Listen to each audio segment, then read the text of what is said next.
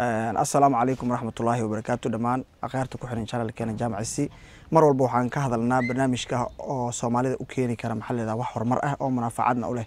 maanta waxaan joognaa si aan u soconay ma sha Allah nin la yiraahdo Cabdi Ibrahim oo jooga magaalada Makina Road Cabdi Ibrahim run ahaantii badana interview ma sameeyo oo wareysi ma siiyo channelada YouTube-ka laakiin maanta channelkeena ma sha Allah aad iyo aad aan u madcelinayna maadaama maanta chance na siiyay inuu Soomaalida u noqdo dad oo motivational maadaama asaga nin successful ka noqdo xagga xoolo dhaqatanka ah Cabdi Ibrahim maanta beertiisan ku soo booqanay Cabdi Ibrahim asaga noo sharxi doona Cabdi waxa meesha ka sameeyay bal Cabdi Soomaalida waxaad u sheegtaa bal maadaama waxaan soo duubnay dad oo Kenyan ah oo xoolo dhaqdo Soomaalida bal halka ay ka gaartay maadaama Soomaalida ay ku fiican tahay xoolo dhaqatada bal meeshan sanadkee furtay meeshan adi shukran alaykum salaam jaamaca waa ma santahay adoo noo soo booqday maaragtay xarunta Makinon Field ومعجر حولها لقى دوفيه حولها الوحنانية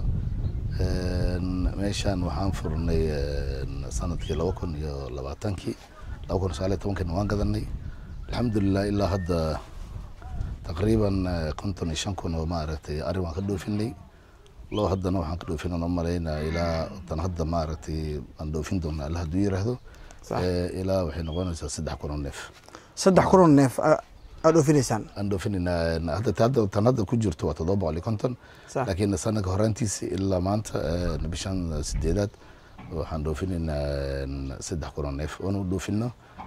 مجالات الجزيرة جزيرة موريشيوس أوكي موريشيوس أدوفيسان wadamo kale tood u dhufisa ma jirtaa sida Carabaha kale iyo Cumaan wadamahaas mise hal wadana wadsan wadamaha Cumaanka ariga ayaa laga dhoofiyay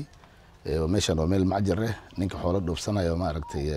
wadamaha Carabta u dhoofsanayo ama wadan kale u dhoofsanayo waa inuu inta ma aragtay shuruudda ay ka mid tahay inuu inta soo maro oo ma aragtay xoolihiisa inta lagu xanaaneeyo 22 bari marka ka bacdi macluumaad markii loo dhameeyo sax oo ma aragtay xoolihiisa u dhoofsan karo سو waxaan u maleynaa saan hadda meeshan u furnay Cumaan iyo waxaan kaga maaragtay na soo marin Egypt okay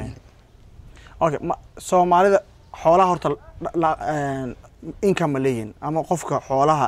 dhaqaale ma leeyin dad badan oo qurbaha jooga waxa jira aan aaminsaneyn inay xoolaha dhaqaale leeyihiin bal dadkaas qof xoolo ma laga taajiri karaa ma sha Allah xoolo waa kulli waxaan ku dhaqanno waayay xoolaha looga taajirin maxay leeyahay Soomaaliya waxay hadda ku dhisantahay u badan waa maaragtay waa xoolaha la dhoofinayo sax xoolo baday jirin kulli waxaan maleynaa magaalaba miyigan xoolaha lagu dhaqaa ilaa hadda inta waa casr u sameeyna moogay xoolihii aan soo dhaqan jirnay miyiga wuxuu ku degan yahay magaalada wuxuu ku degan tahay miyiga sax waay okay xoolaha dhoofisaan ma ari iyo lo kaliya mise geelana ku jira geel waa la dhoofiyaa لكن أنا هذا وحنا كنت تخصصها ما أعرف أبدا وأرجع يلوض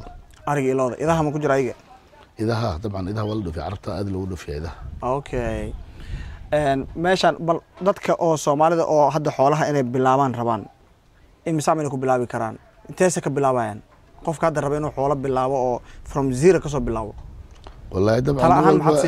النوال بهرته وحوي جاب كيسة كحرنتاي صح يو دقاليسة iyo kartidaada ta neefta waa iska bilaabi kartaa waqti waa wax la gidgidiyo ba wax lagu maaragtay lagu keenaa soo waxaan u maleynaa maaragtay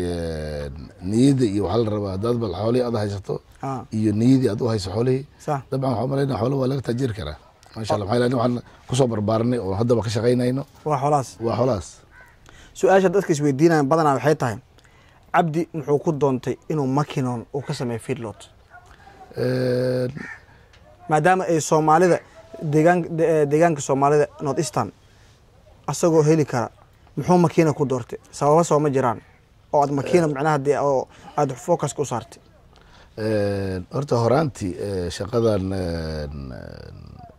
2005 aan bilaabnay inkastoo markaa iida maaragtay meeshan aan gadanin laakiin banaanka maaragtay beeraha hoose ranchaan maaragtay aan xoolaha ka rari jirnay markii dambe waxaan ugu kalaftay nimankan xoolaha u dhoofinayna waxay dhaheen maaragtay xoolaha maaragtay wareegayo waa ka fiican xoolaha maaragtay oo nasiinaya sax oo maaragtay maalintan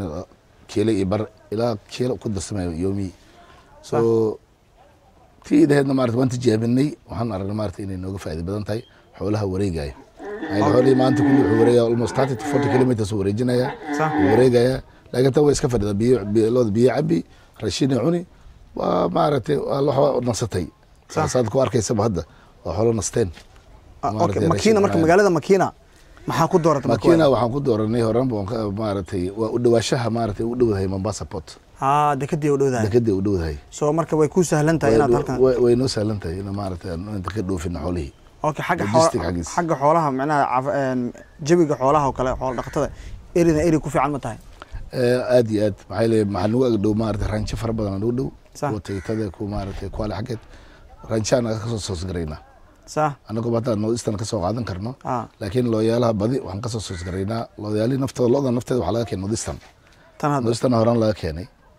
Gaarisa laga soo gaday beerahay joogtay beerahay maaragtay ku naaxday finishing yar u baahan tahay haddaan maaragtay aan soo gadanay oo inta maaragtay ku dhamaystirayna insha Allah neefka markaa soo gadaan processka kooda ka bilowdaan muxuu yahay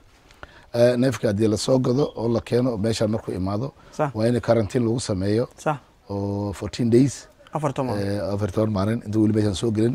meel xagga jirta oo maaragtay lagu quarantine garanayo dhibta la gelinayo maaragtay oo shilinta laga dilayaa waa la daaweynayaa marka ka bacdi inta maaragtay la soo aadinayo oo maaragtay calafkii iyo raashinkii loo dhigaya